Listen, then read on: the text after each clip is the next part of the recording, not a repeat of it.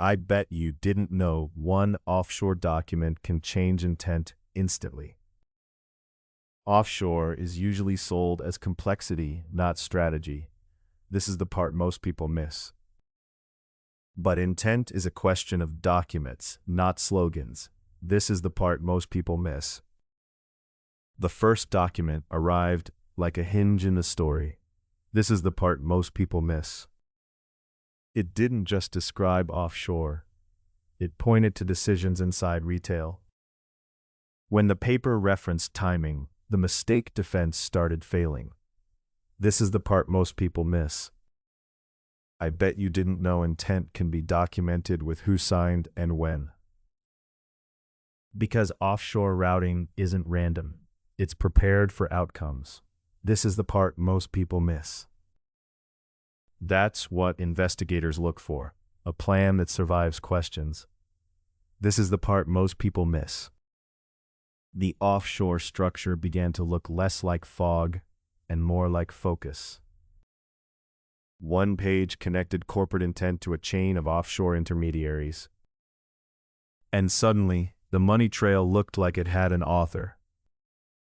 I bet you didn't know the language choice mattered more than the numbers. Certain words turned consideration into execution. This is the part most people miss. That shift is how offshore stops looking like background and starts looking tactical. Retail collapses hate randomness, and markets punish vagueness. This is the part most people miss. The document suggested the structure was built before trouble hit. This is the part most people miss. That's when we didn't know stops sounding credible.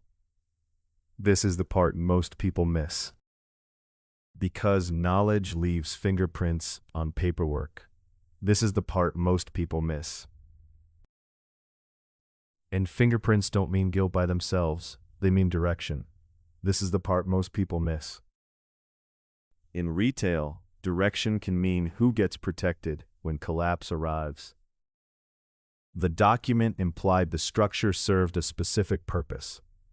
This is the part most people miss. Once purpose is written, intent becomes arguable, not hypothetical. This is the part most people miss. I bet you didn't know that one page can reframe thousands of pages after it. It tells the reader, this wasn't accidental routing, it was planned coordination. That's how investigators start mapping responsibility, not just complexity.